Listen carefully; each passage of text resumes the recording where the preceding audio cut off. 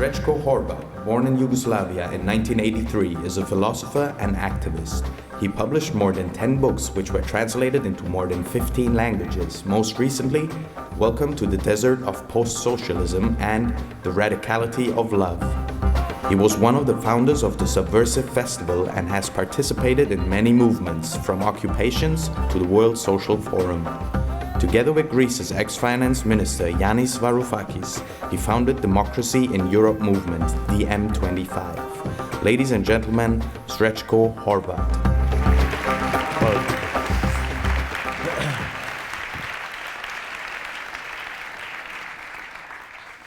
Srećko, we saw each other last year, so it's a pleasure to have you on again. Yeah, I'm really glad to be here, especially because of one particular reason. And the reason is that thanks to a political asylum my father got in the 80s, I was actually raised in Munich. And I lived here for 8 years. So I'm really glad to be here. And actually, in a way, Munich is the reason for the person I am today. And I hope some Syrian refugee will have the opportunity to say the same in 10 or 15 years here in Germany. Okay, so let's start. So let's start with the interview. Social movements, and particularly the left, have all been destroyed since post-World War II. Even established socialist parties like, let's say, the Socialist Party of France or the SPD in Germany, and even the Democratic Party in the United States have all radically shifted to the right. So why has the left and progressive movements have such difficulty in gaining victories? And what is your assessment on social movements today? Well, I think it's true only to some degree. Of course, the first part of the analysis is correct that most of the so-called left parties, and mainly the Social Democrats, especially here in Germany as well, but also in Croatia, I don't want just to blame Germany, but the Social Democrats, you have seen also what has happened with the Democratic Party in the US, which is one of the reasons why Trump came to power. It is precisely the failure of the Democratic Party to choose Bernie Sanders. And I would say it is correct what you say when it comes to the Social Democrats and the Liberals. Yes, they failed, but I wouldn't say this is true for the social movements. What you can see all around Europe, not only the right-wing movements and xenophobia and post-fascism or pre-fascism, however we want to call it, is that you have left movement, you have left political parties, such as the Labour Party in Britain, which is at this moment the biggest center-left political party in Europe with more than 500,000 of members. You still have Podemos in Spain. You have various sorts of movements. Here in Germany, you had one of the biggest movements against TTIP, also ACTA. I think it was precisely in Munich where you had one of the biggest protests against ACTA. So it's not true that you don't have the movements. But I think what the left has to realize today is that we are failing at attracting young people and the working class. The working class people who voted for Brexit, the working class people who voted for Trump. That's a really big problem for the left. Let's imagine a person starting a movement. Okay, he is charismatic or she is charismatic. What should they take into account? Is idealism something that we should shy away from? Initiators, participants, organizers. By idealism, I mean utopianism. Well, I think today we need more utopianism than ever, but it's not enough. I know from my personal experience when Yanis Varoufakis and hundreds of other people started the DiEM movement, Democracy in Europe movement, idealism is not enough. You need hard work, and as you know, you said at the very beginning that activism consists only of voluntary comrades who work completely for free to make this happen. Well, the same goes for DiEM, the same goes for many movements. So, yeah, on the one hand, you need idealism, but on the other hand, you need hard work, you need a clear mind, and you need to work every day. No, I hear a lot when I started, for example, activism, and even other people that I talked about, they have told me, people come and approach us and say, oh, you're an idealist, you're not living in the real world. Good what you're doing, but you're not going to get anywhere because people have to wake up 8 o'clock in the morning and go to work. They're going to probably see your post on Facebook, and then the next day they're just going to ignore it. So what would your comment be on that? First, I have to say, when I was driving with a cab today, a taxi driver from Slovakia asked me, okay, why are you here? And I said, I'm here because there is a big event where, among other people, Edward Snowden will appear. And then he said, Snowden. So, and if you go around the world, I think even ordinary people today know about Edward Snowden. And I think this is a big victory, although he is still in Russia, and although there is a question. I mean, Obama will probably not pardon him, nor will he pardon Chelsea Manning, which would be great. And he will probably stay in Russia for, I don't know, for what period, but people at least know for him. My biggest fear, and I have seen it with big events such as this one, you have 600 people here, Volksbühne in Berlin, South Bank in London, Georges Pompidou in Paris, and so on. 1,000, 2,000 people gather at this hall, and then they go home. And then the real question, I think, for all movements is, what do we do the day after? It's not enough to watch live stream. It's not enough to put, I attend a protest on Facebook. It's not enough to like. It's not enough to read or to be enthusiastic. I think what we need is really hard work. So ideally, out of this happening, several people will gather and would meet on a daily basis or a weekly basis. They would help activism. They would join DiEM. They would follow WikiLeaks. They would follow Edward Snowden. I mean, there are various things what you can do in order to change the world or the situation today. The worst you can do is to go home after this event, wake up tomorrow, and wait for another event because you can have a glass of wine. So I know it from my example, you have a goal, you're fighting against a big injustice, but usually movements forget the inner chemistry. I'm talking about love and empathy, which you have talked about a lot, and I've seen it on YouTube. So what role does that play within an organization? Well, you need an organization, a movement is based on solidarity, first of all, and comradeship, and communication. And what has been forgotten today is that also all big revolutions in the 20th century had to do something with love. Even the French Revolution grew out of, for instance, pornography, which people don't know. They used pornography in order to criticize Marie Antoinette. The character which appears most of the time in pornographic brochures during the French Revolution was Marie Antoinette. Because if you attack the body of the Tsar, of the king, you are attacking also the symbol, and you are actually doing something which might be called subversion. The same for the October Revolution. This year is the 100th anniversary of the big October Revolution. And during the October Revolution, you had someone who was called Alexandra Kollontai, who in my opinion is one of the biggest feminists of the 20th century, who implemented one of the most radical laws concerning gay people, concerning female rights, concerning inheritance, and it had to do something with love as well. She was speaking about free love, for instance. Then you had 68 as well, where we know, especially here in Germany, you had the Kommunen, this part of the movement which was not RF, which was not Dučke, but people who were living in apartments and trying to recreate different sort of love. But in my opinion, that also failed because very quickly it was co-opted by capitalism. So today you can fuck 2, 4, 10 people and whatever. It's not subversive, it's not revolutionary anymore.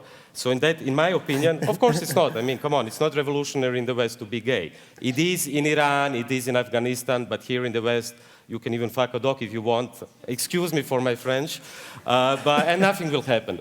So what I think today, if we want to reinvent, change society, we have to reinvent love as well. Because the way I treat you, we treat each other, is also a test in the way we will treat a bigger society or a bigger community. And this is still not happening. That's the problem. I hope that's for the dog, right? What is DiEM 25? And why did you start with Yanis Varoufakis? Give us some background and the motivation behind it.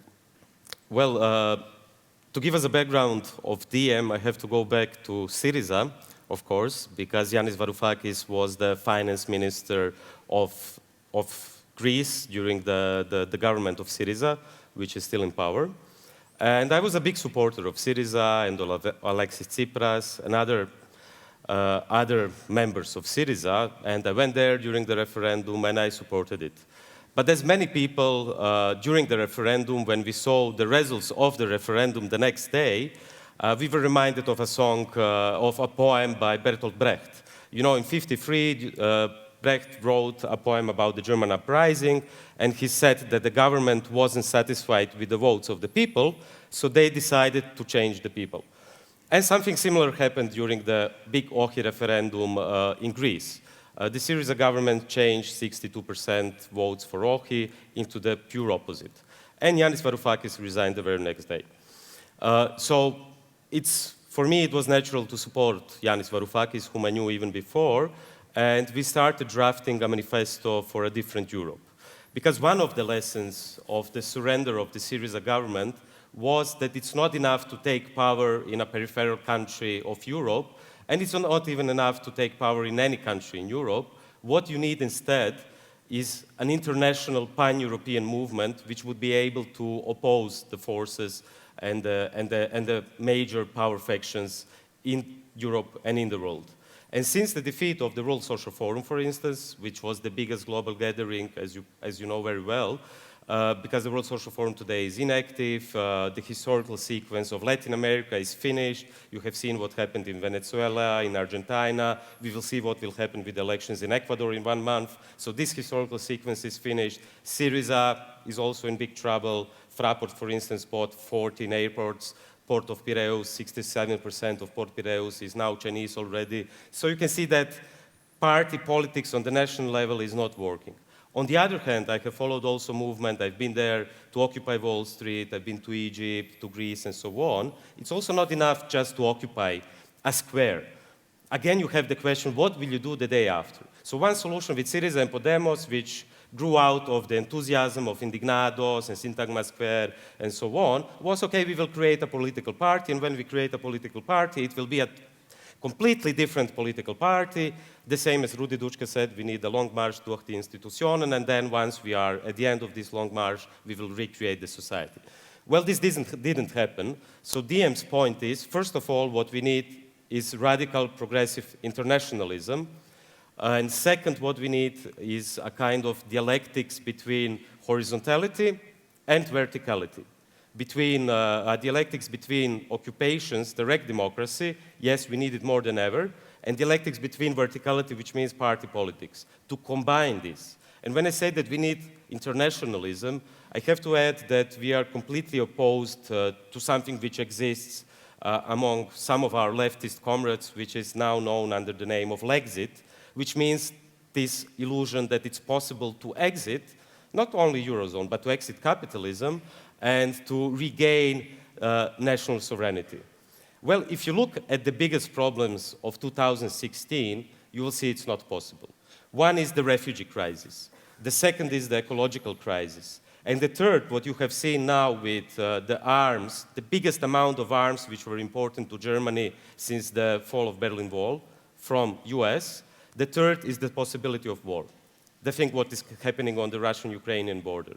These problems, the refugee crisis, war, ecological crisis, can only be confronted on an international level. No single government in Europe can solve it. And this is the reason why I think if you have international capitalism, which is already operating on this scale, you also need an international progressive counter-movement which would operate on the international level. So to cut a long story short, this is the main aim of DiEM. Thanks. In DiEM 25's manifesto, and I had to laugh when I read this positively, I read, and I'm quoting here, the comical phrase when we put 3 words together, European foreign policy. Can you elaborate on that? Yeah, well, I can equate European foreign policy in 1 word. It's a joke. Why is it a joke? Look at what happened in Libya. Look at what is happening at the moment in Syria. European foreign policy can be summed up in 3 words, actually. One is export, the second is import, and the third is export. First, we export wars to Libya and to Syria, then we import refugees, and then we export them to Turkey. And this is happening all the time. And, you know, to leave jokes aside, if there wasn't the French intervention in Libya, because of oil, because of resources, because of, as WikiLeaks showed very well in some leaks, because of the attempt of the US and the French to stop Gaddafi to implement pan-African currency, we wouldn't have Syria, maybe we would have Syria, but not to this degree, because part of the arms and so-called freedom fighters from Libya went to Mali, to Niger, and then to Syria. Then you have Syria, where you have an involvement of the UK, of Russia, of other European countries. Even my troops, not my troops, Croatian troops, are present there in the Middle East, in Afghanistan, and so on. And once the refugees come there from these parts of the world to Europe, we are surprised. And then what do? Then you have a big refugee flow from Syria through Turkey to Greece, through Macedonia to Serbia to Croatia to Slovenia in order to reach Austria and Deutschland. And then the Balkan route is closed. And then today, I just flew in from Belgrade yesterday. In Belgrade, at the main railway station, you have a new Calais. You know Calais. Calais is the name for the jungle in France, where refugees tried to reach Great Britain. In Belgrade today, as we speak, you have more than 2,000 people living in an old warehouse at the temperature of minus 10 degrees. And the problem, again, is economy. When I went to Idomeni recently, and then I went to Calais, what was very interesting to see is that it's the same problem which brought to the refugee crisis. So the refugees in Idomeni were blocking the railway tracks. And when I spoke to the refugees, and when I spoke to one of the directors of the National Railway of Greece, they said the same. That's very interesting. The refugees said, we are occupying the railway tracks in order to prevent the free circulation of capital, because this is the only way they will notice us, that we are alive. If we were on a field, no one would notice and no one would care. And the person from the railway company said the same. The refugees were a problem because we were losing tens of thousands of euros on a daily basis. The same in Calais. I spoke to some people from Eurostar company, which is responsible for the Eurotunnel, and they said the biggest problem was that the refugees were blocking the free accumulation of capital. So my question is, what kind of Europe is it today if the free accumulation and free circulation of capital is more important than the refugees? And this is still not the end. If we speak about the refugee crisis, which is happening now, first of all, we have to say that there is no refugee crisis in Europe. We have a moral humanitarian crisis, but compared to the number of refugees in Lebanon, where 40% of the population are refugees, more than 1.5 million, Europe doesn't have a refugee crisis. This is...